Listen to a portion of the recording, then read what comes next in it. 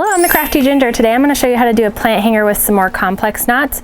So this is a crown knot, and this is a Josephine knot down below here. And this pot that I have is from IKEA, and it's for an herb garden container. It's about 10 bucks, so this is a pretty low cost project. I'd say under 20 bucks for the whole thing, not including the herbs. I had some of these herbs and I got some from my mom as well.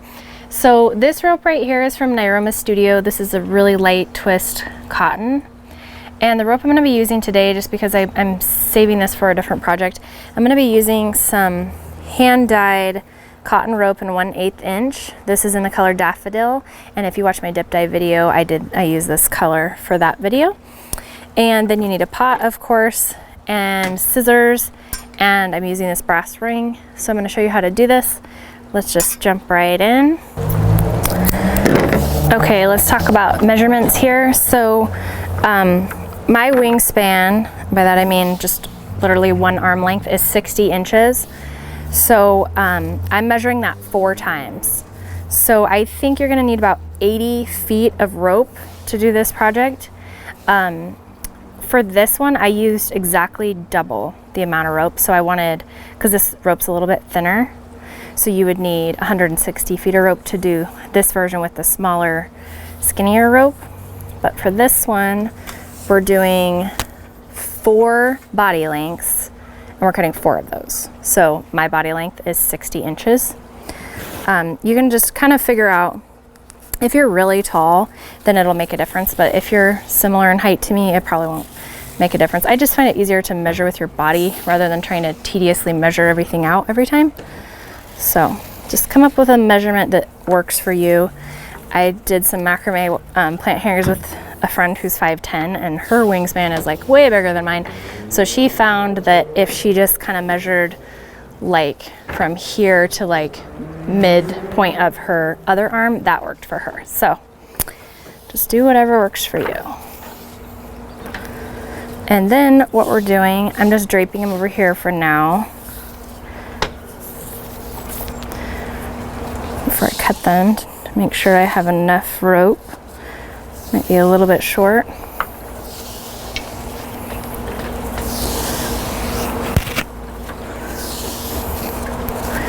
Okay.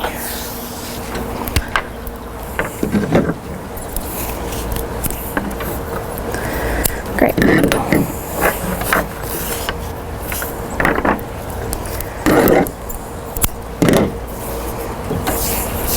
So just find the center on all of your pieces. I've been hanging the center of my piece over this hook right here.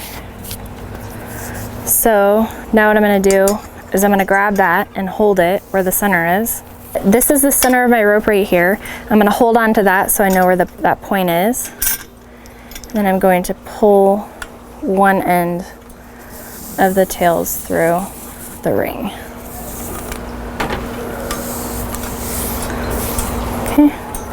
Okay, now this is a piece of the waist rope that I had, so you just need maybe like a foot of that. What we're gonna do here is a gathering knot. That's the top part right here. So point one tail to the sky, and then the other end is gonna wrap around.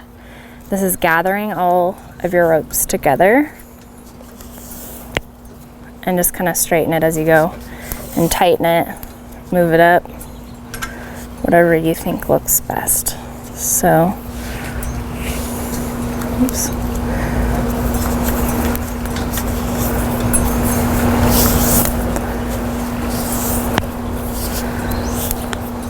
Okay, now take the end and put it through this loop right here that you created at the beginning. Okay, now pull up on this tail. Kind of hard to see what I'm doing. I'm pulling up on this. I'm just trying to pull this knot up into the gathering knot. I'm going to take it off here real quick, because you want to pull it pretty hard. And then I always cut this part off at the top, and then I cut the other tail off. This will hold, trust me. Try to take this out just as an experiment and see how hard it is. It seems like it's not that secure, but it's really strong. Okay, now this is my front. Oh, I had a little twist in there. Okay, Now we're gonna do the crown knot. And I've experimented with this a lot. A lot of people do this with paracord, and it's easy to do with paracord because you can kind of flip the rope like this and work like that. But when you're doing something really long like this, it's harder to see what you're doing. So I'm going to show you kind of how I do it. So you're making an L shape, and it's going behind the other two. So you're going to have sets of 2 ropes. So make kind of an L shape like that. Then your next set, you're going to take this set of 2, make an L shape with these 2 in front. Okay, now this is your cord that you're trying to go behind. Okay, so try to follow. Now I'm back to the beginning. There's only 4 sets of ropes. This last set is going to go through that space that you first created. Pull it all the way through, and then you're just going to see how it makes like a nice little square. You're just tightening it up. I'm going to turn it upside down just so you can see what it looks like. So you tighten it like that, and you want the ropes to be pretty straight too. So just work on tightening it. There we go. That's our first crown knot. And okay, this is the piece I just pulled through. I'm going to do it again. Let's make that L shape with these cords over it, and then make that L shape with these cords over it. L shape with these cords over, and then the last set goes through the first hole that you created, and then pull it through. If you get confused, just undo it, and then pull them all tight again. You can kind of flip it up while it's on the ring, and you can kind of see what that looks like. So I want mine to be straight, so I'm gonna just keep tugging at them until they look neat. Okay, and I'm gonna keep going. I'm gonna do, as long as I kind of feel, you know, maybe 15 or 20 of these. Let me show you again. So do that L shape with these 2 over, then grab these 2, with those 2 over, and these 2. This is our last set right here. So you're gonna take the tails of these 2 and put it through that first hole that you created and pull it through.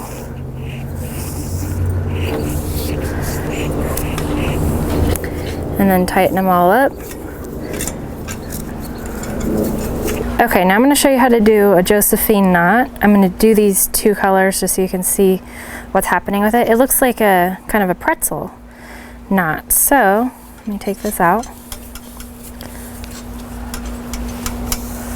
Definitely say this is easier to do on larger rope. Okay, what you're going to do is take your left set of cords and make a loop like that. Sorry, you want these to be straight as possible, so let me kind of, there we go. You don't need 4 cords to do this also. For this pattern on this plant hanger, we're going to just use 2. So you're going to go like that, and then hold it like so. Then your blue cords are going to go behind, so they're behind, and then they're going over the 2, behind themselves, and then out the hole. Okay, and then you're just going to be kind of playing around with it to get it right and even. Okay, and you can move this up if you need to by just pulling on the loops and then tightening again. So let me show you that one more time. Take it out. If yours is uneven, just do it again. Okay, so the 2 on the left, you're going to make into a loop. Get a nice loop, and then hold that over the 2 on the right. Then you're going behind. So you're going behind, over, basically. I'm just trying to do it one step at a time. So now we're gonna go in there and out here. So just like that. And then straighten, get everything, the looking even. And that's the Josephine knot. So that's also what we have right here. These ones need to be straightened out a little bit. These don't have as much definition just because this rope doesn't have a lot of definition. It's very loose cotton. So, okay, starting on the plant hanger, we have these sets of ropes. That's what we're going to be using for our Josephine knots. And I want this one to be long, so that's why I cut these so long, because this is going to be hanging from the ceiling, and I also have a large pot. So I'm going to start down here. This is like a little bit longer than like my forearm and hand, maybe. Yeah, so just kind of eyeball it, whatever you think, but I have a large pot. Okay, so the same thing, you're going to make a loop and hold it over the rope on the right. A little harder when you have same color rope. Then you're going to go behind the rope on the left. You're going to go over, behind, and through. Okay, now you're just tightening and moving it around so that your ropes are even. Okay, now we want to do the same thing on the other three sets. So we have 4 sets of Josephine knots total. There we go. I'm going to pull them as tight as I can get them here. This one's actually like a little bit loose. Let's see if I can tighten that.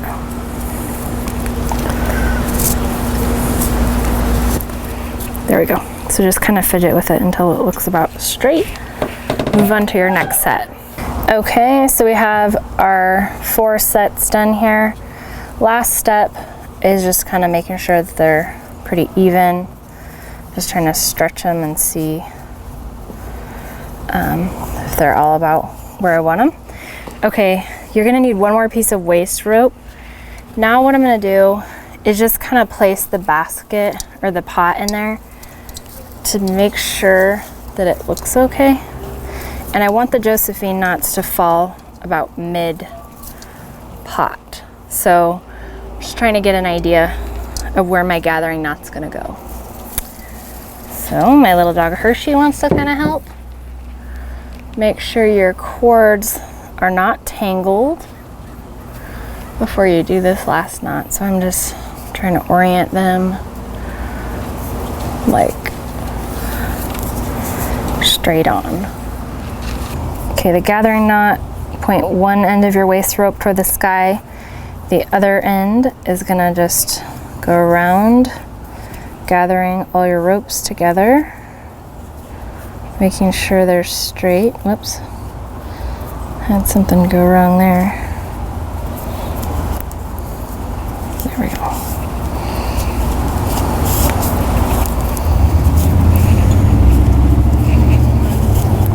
Just kind of tightening these as you go.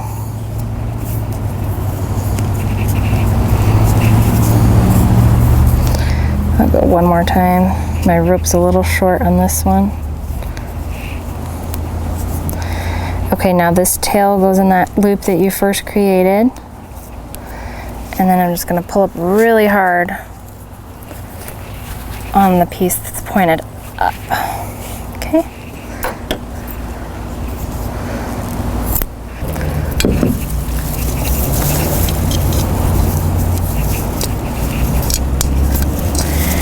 And I really designed this plant hanger to kind of go with this type of basket right here, because this basket has a hook on it.